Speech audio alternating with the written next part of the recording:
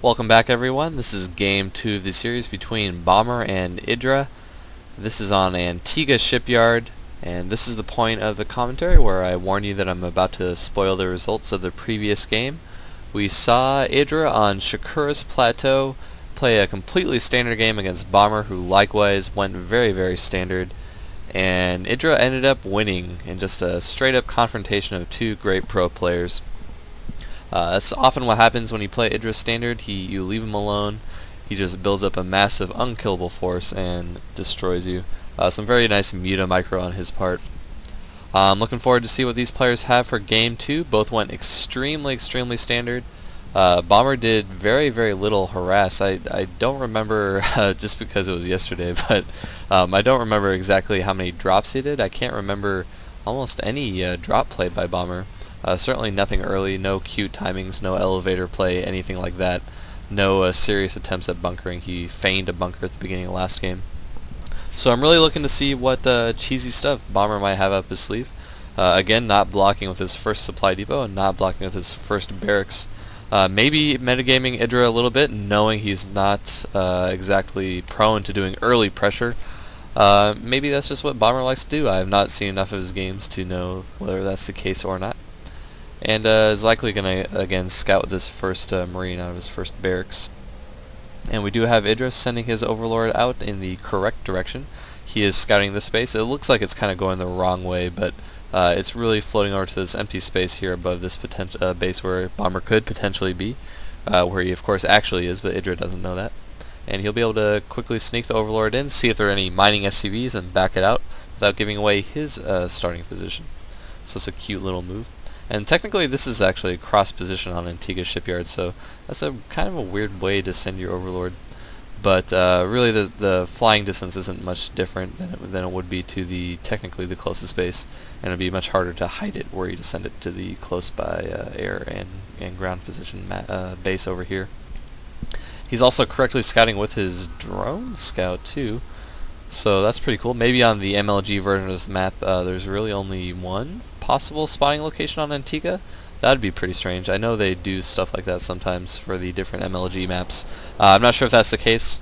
You can of course tell by the loading screen if it's a MLG map because the logo is plastered right there.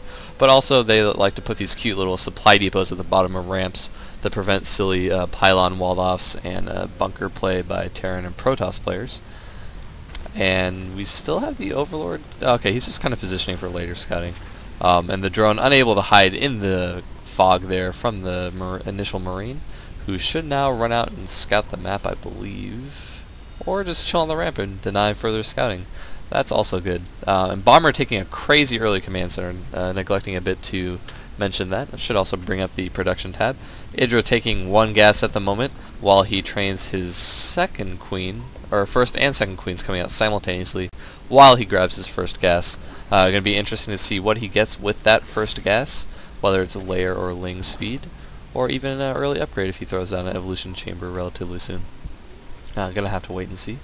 More than likely layer or speed though.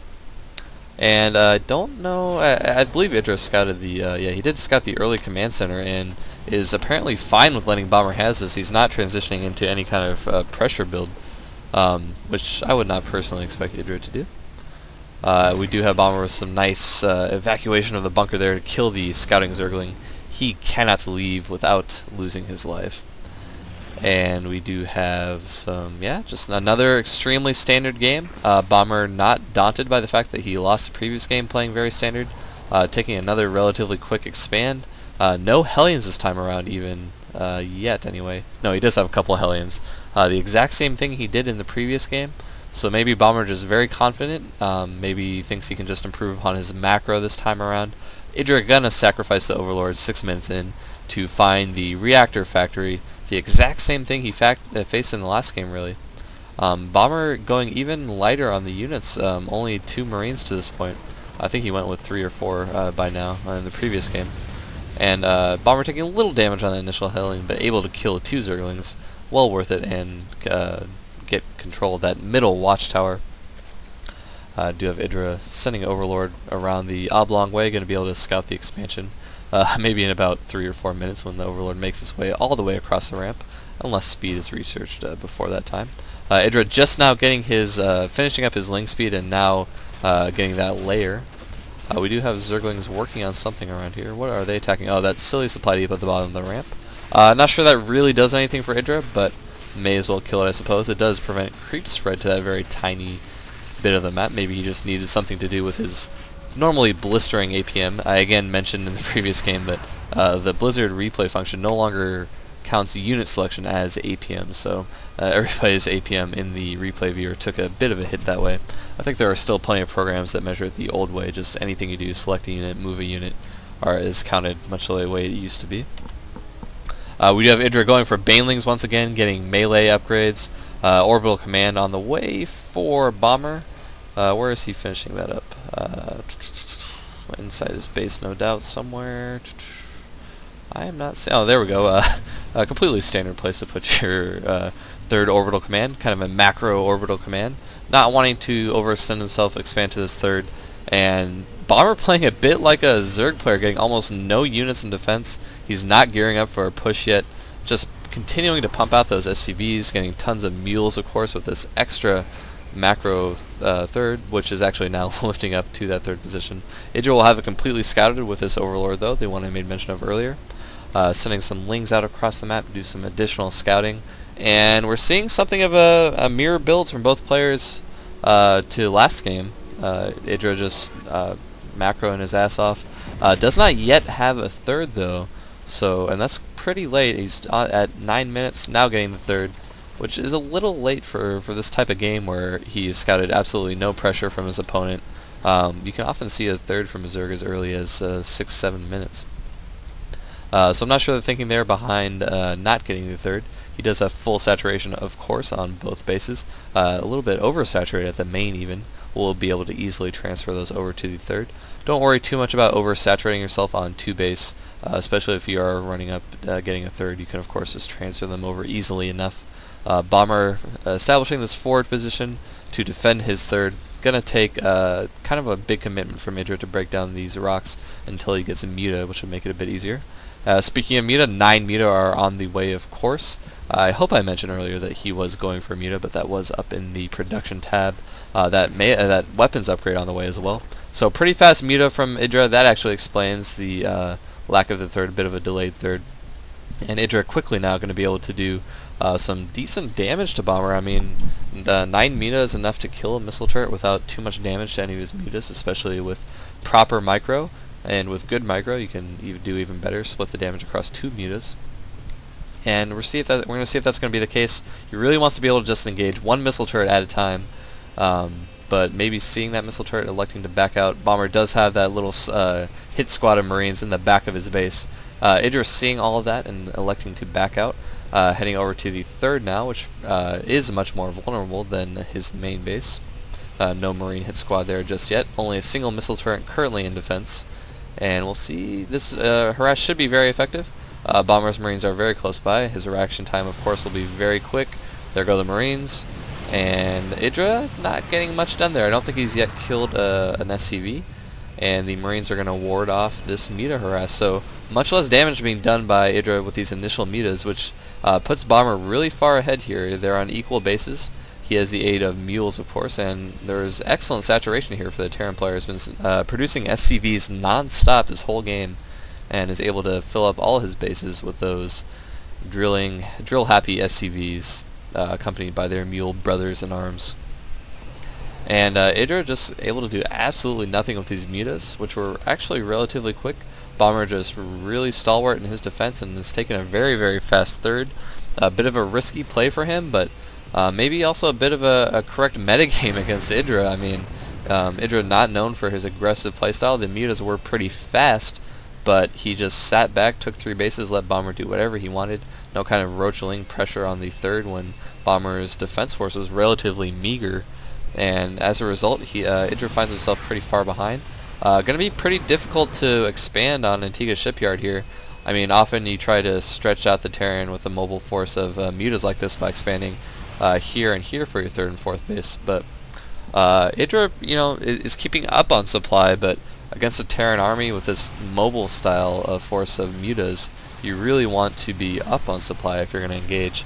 He does take the time to break down these rocks with his mutas, which will allow for further counterattack opportunities in the future. And EGIdrA, I just noticed, has taken this 4th base down at the bottom, a very risky expansion. It's super prone to drops. I mean, if Bomber ever noticed that 4th base, ever scanned or scouted, he would be in prime position just to drop and annihilate this. EGIdrA, of course, knows it's a risky base, so he's electing to throw down 4 spine crawlers in a bit of a concave facing Bomber's bases.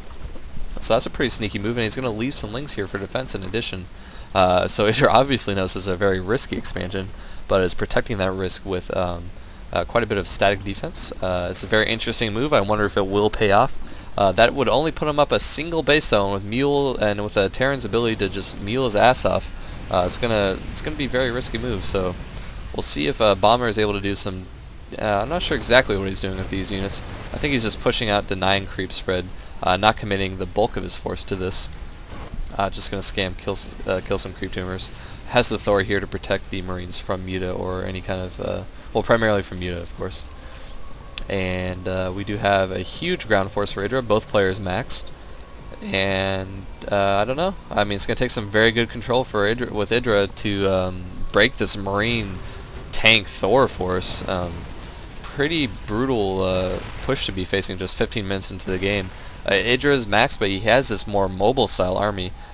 He has great army control though, of course, so if anybody can break a 200-200 Terran army with this type of army, it would be EGIdrA. EGIdrA now breaking down his own rocks, which is going to allow further Ling movement. This is a pretty good move.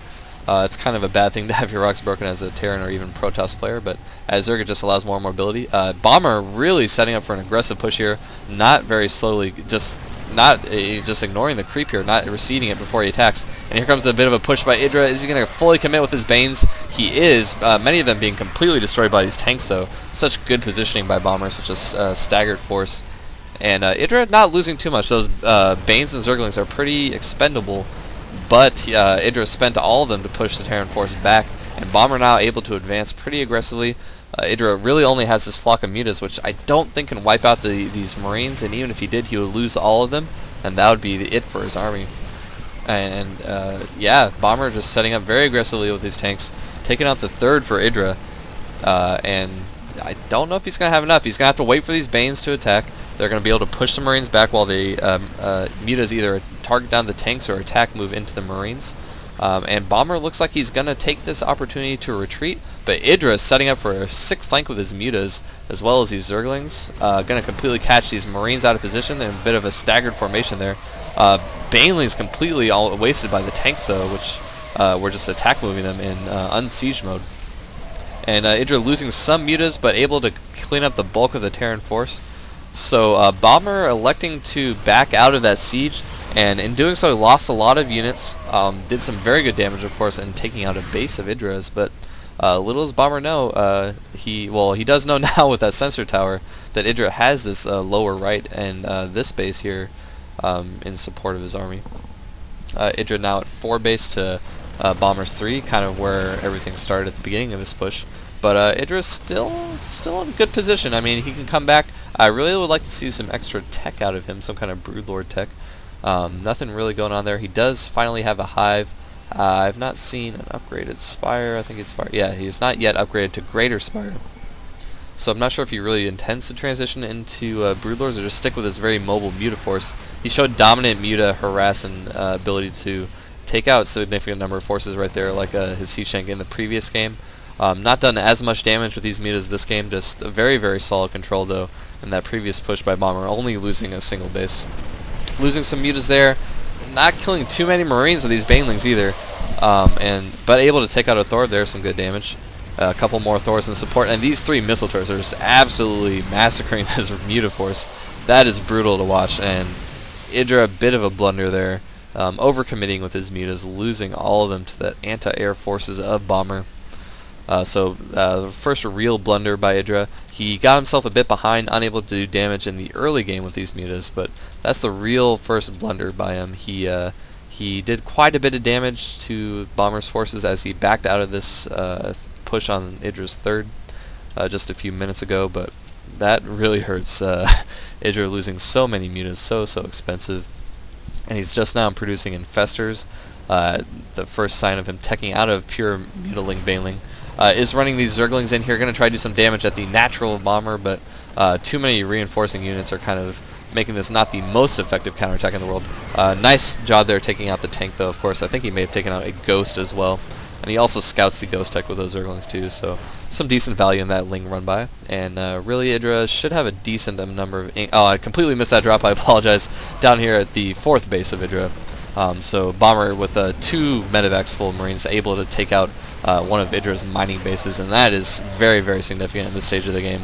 And as Idra is cleaning this up, Bomber is moving forward, establishing a very strong position above his gold base here. And this is actually a full push. He's got plenty of ghosts here, which are great just auto-attacking against mutant in general. And here comes some Lings in defense. Not enough energy on these infestors to do much. I don't know where he's sending them. Some fairly poor control there on the infestors. Ghosts are going to cloak up, and Idra knows that there's no chance of him winning this game. He sometimes catches flag for early GGs. I think that was not an early GG by any means. He took too much damage losing this base here. He just now got up to 4 bases mining once again. Bomber has the gold 4th here, so I think a very intelligent GG there by Idra, who doesn't always make the most rational GG decisions necessarily. But very good game by both players. Idra, I think, just played a bit too standard, didn't get enough done with his mutas. Bomber able to kind of steamroll his way through this one. And that takes us to a 3rd and deciding game, which I will cast right now.